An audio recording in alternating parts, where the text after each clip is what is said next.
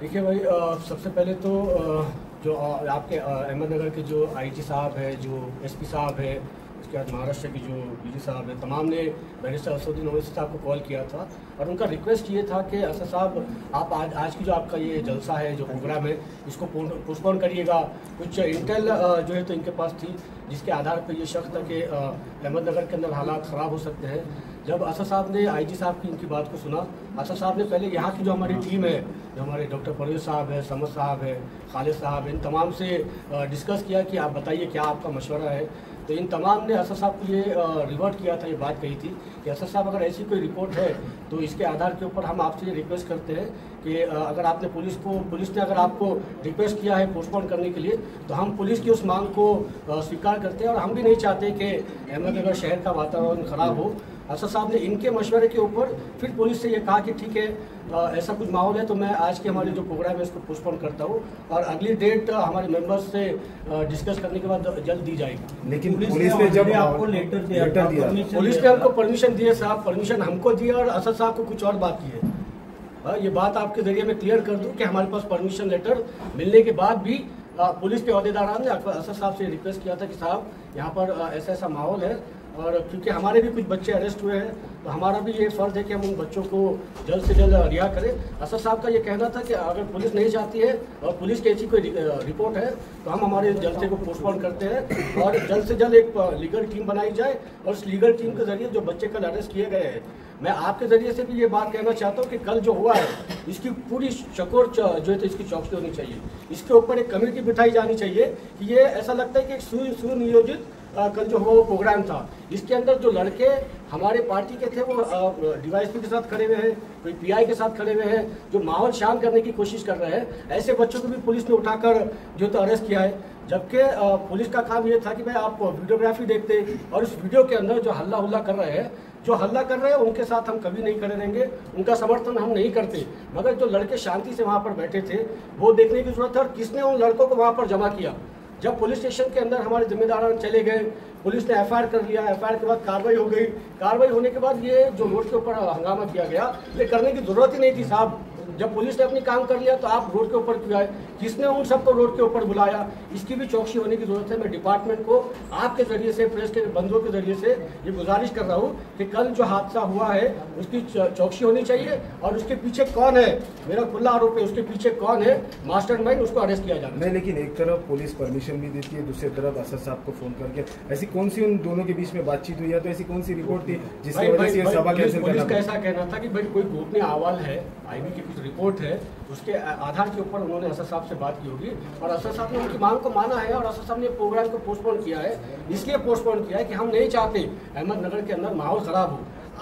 आपको भी समझने की जरूरत है साहब, कौन जो है तो यहाँ पर बकवास बातें कर रहा है, कौन यहाँ पर सद्भावना की बात कर रहा है, कौन अमन बरकरार रखने की बात कर रहा है और कौन जो है तो धर्मों के अंदर तेज निर्माण करने की कोशिश कर रहा है। एक ऐसा व्यक्ति जिसने संविधान की शपथ ली है, वो व्यक्ति खुलेआम जो है तो स्टेज के ऊपर लांडे डांडे बातें करता है, जालना के अंदर सभा के अंदर आकर जो है तो मुसलमानों को अनाप शनाप बकता है। तो थोड़ा सा आपको भी मैं आपके जरिए से अहमदनगर जिले के और शहर के लोगों से गुजारिश कर रहा हूँ कि समझिए साहब, कौन आपके जिले का माहौल खराब करना चाह रहा है और जो शख्स आपके जिले का माहौल खराब करना चाह रहा है, ऐसे शख्स को जो है तो उसके औकात, उसकी जगह दिखाने का काम आप लोग को करना चाहिए। हम लोग यहाँ पर खुला सबको जोड़ने की बात करने के लिए आए सर, सभी धर्मों को, सभी जातियों को, ओबीसी समाज के हो, माली हो, कोली हो, तेली हो, मराठा हो, हमारे एसटी समाज के भाई हो, इन तमाम को जोड़ने की बात हम लोग करने के लिए अहमदनगर में आ रहे हैं। और दूसरी तरफ एक शख्स जो है तो खुलेआम जो है तो एक धर्म को टारगेट करता है, तो थोड़ा सा इसके बारे में भी सोचने की जरूरत है सर। ओवैसी साहब को कुछ नोटिस मिली है जी? ओवैसी साहब को कुछ नहीं, ओवैसी साहब को कोई नोटिस नहीं मिली है। हमारे यहाँ के कुछ जिम्मेदारों को नोटिस मिली है, उस नोटिस का भी हम लोग बिल्कुल जवाब देंगे और हम पुलिस डिपार्टमेंट की सहयोग से काम करना चाहते हैं। हम अहमदनगर के अंदर विकास का काम करना चाहते हैं। लेकिन कल जिस तरह से प्रोटेस्ट हुआ वो सिर्फ एक मुस्लिम समुदाय का प्रोटेस्ट था, वो ना कि किसी और धर्म और जाति का प्रोटेस्ट था। तो उसके अंदर ऐसा कौन सा गुट आया कि जिसकी वजह से एक गुट आक्रामक तौर पे रास्ते पे उतरा, जो तो वो पत्थर फेंक हो गए? उसके कुछ वीडियोस भी अभी पुलिस ने सामने लाए। यही तो मैं आपके जरिए से पुलिस डिपार्टमेंट से कह रहा हूँ कि इसकी चौकसी करने की जरूरत है साहब। किसने उन लोगों को वहाँ पर जमा किया? जबकि हमारी टीम ने पुलिस स्टेशन में बैठ के एफआईआर दाखिल कर दी। मेंबर थे, परवेज साहब थे, इन तमाम ने पुलिस स्टेशन के अंदर बैठे, अंदर साहब थे। जब पुलिस ने कार्रवाई कर दी थी उसके बाद रोड के ऊपर आने की जरूरत नहीं थी। किसने इन सबको रोड के ऊपर जमा किया, इसकी भी चौकसी होने की जरूरत है। किसने पहला पत्थर मारा, किसने हमारे जो तो पुलिस डिपार्टमेंट लोगों को धक्का दिया, इन तमाम के ऊपर कार्रवाई तो करिए साहब, और कार्रवाई के साथ साथ इनका मास्टरमाइंड कौन है, किसने उन लोगों को वहां पर जमा किया, किसने अहमदनगर शहर का वातावरण खराब करने की साजिश की, इसके ऊपर पुलिस डिपार्टमेंट ने एक्शन लेना चाहिए। आपकी सभा हो न हो इसलिए ये सब हो रहा है, ऐसा लगता है? भाई हमारी सभा से डरे हुए इसलिए ये सब षड्यंत्र कर रहे हैं साहब। असद साहब नगर के अंदर नहीं आना, बैरिस्टर असदुद्दीन ओवैसी साहब 3 बार के सांसद रत्न है साहब, सबसे अच्छा स्पीकर है सांसद के अंदर। बैरिस्टर असदुद्दीन ओवैसी साहब वो है जिसने जब मुल्क के ऊपर हमला हुआ तो सिंदूर जो हमारा चलाया गया अभियान, उसकी सबसे ज्यादा तारीफ अगर किसी ने की तो वो बैरिस्टर असदुद्दीन ओवैसी साहब थे। मुल्क के अंदर जब पूरा विपक्ष सरकार की आलोचना करने के ऊपर लगा हुआ था, हमारी मिलिट्री की आलोचना करने के ऊपर लगा हुआ था, ऐसे वक्त में बैरिस्टर असदुद्दीन ओवैसी साहब ने ये कहा कि नहीं, जो किया जा रहा है मिलिट्री की तरफ से वो सही है और किया जाना चाहिए।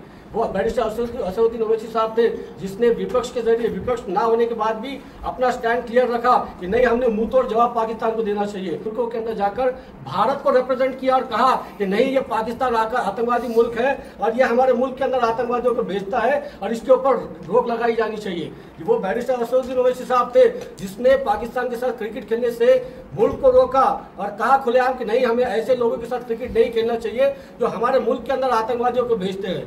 ये स्टैंड हमारा है साहब। सभी धर्मों को, सभी समाजों को, सभी वर्गों के लोगों को एक साथ लेकर आने की कोशिश हम लोग कर रहे हैं।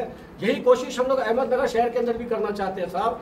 हम लोग सबको इकट्ठा एक जगह पर लेकर आने के लिए और सबका राइट सबको दिलाने के लिए एक कोशिश कर रहे हैं। और दूसरी तरफ यही का लोकल का कोई एक लीडर कहता है नहीं, आखिरी सवाल, एनसीपी के कुछ नगर सेवक और कुछ सामाजिक कार्यकर्ता आज एमआईएम में पक्ष प्रवेश करने वाले थे, उसके चलते ही ये कल का सब कुछ राड़ा हुआ, ऐसा ही बता जा रहा है। सभा कल का जो राड़ा हुआ इसके ताल्लुक से पुलिस प्रशासन ने इसकी चौकसी करना चाहिए और इसके मास्टरमाइंड को पकड़ना चाहिए। एनसीपी के कौन प्रवेश करने वाले तो सब बात की बातें छोड़ दीजिए। ये सारा पक्ष, ये सारा प्रवेश हमारे अहमदनगर की शांति से बढ़कर नहीं है साहब। अहमदनगर शहर के अंदर शांति होना चाहिए, यहाँ पे सबका विकास होना चाहिए, यहाँ पर हिंदू मुस्लिम नहीं होना चाहिए साहब। ये हमारी कोशिश है और यही हमारी जुस्तजू है।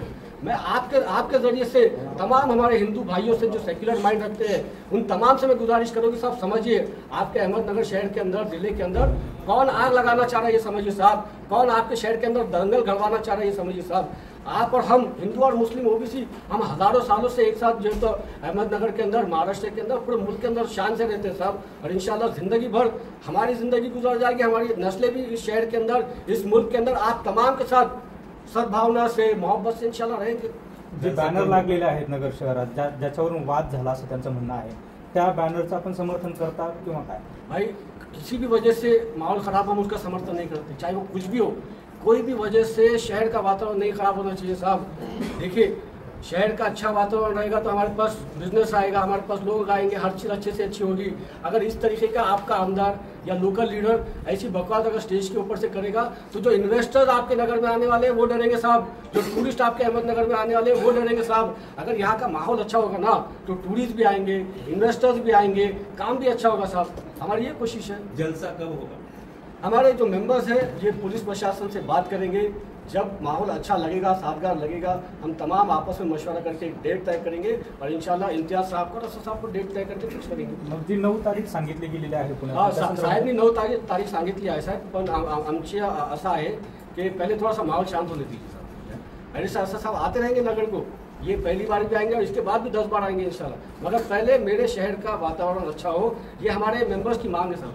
तो हम ये चाहते हैं कि पुलिस डिपार्टमेंट, मैं पुलिस डिपार्टमेंट से आपके जरिए फिर से एक बात अनुरोध कर रहा हूँ साहब, मैं 3 बार बोल दिया, चौथी बार बोलो, एसपी साहब, आईजी साहब, कल जो घटना हुई ना साहब, इसकी आप चौकसी करिए साहब। ये पूरा सुनियोजित था साहब, इसके अंदर ये एकदम ऐसा ऑल ऑफ अ सडन हुआ ऐसा नहीं है, ये कुछ ना कुछ कल रात में ही, एक रात पहले ही साजिश कर दी गई थी, जिसके जरिए सुबह में कुछ तो भी लिख दिया गया, उसके चंद घंटों के बाद जो तो पुलिस ने एफआईआर दाखिल कर दी। अब जब इनको समझ में आ गया कि एफआईआर हो गई, गुना दाखिल हो गया, आरोपी अरेस्ट हो जाएगा, तो फिर इन्होंने इस तरीके की साजिश की और लोगों को रोड के ऊपर लेकर आए।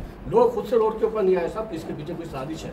ये साजिश को आप रोकिए, बेनकाब करिए, आपको खुद समझ में आ जाएगा अहमदनगर शहर के अंदर कौन कौन शांति के अपील कर रहा है और कौन भड़काने की अपील कर रहा है। आपकी कहने का मतलब ये निकल रहा है कि मुस्लिम समाज में ही दो गुट है कि जो एक के विरुद्ध चल रहे हैं। अरे साहेब ऐसा नहीं साहेब, कुर्दोगला हर जगह रहते, ये कुर्दोगला डाले जाते हैं आपके बीच में। ये कहीं ना कहीं प्लान है, प्री प्लान है कि असद साहब नगर के अंदर नहीं आना।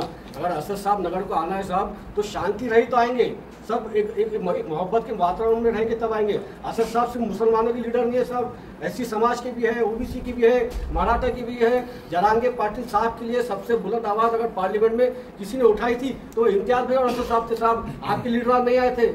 जरांगे पाटिल साहब के लिए सबसे ज्यादा आवाज इम्तियाज भाई ने उठाई।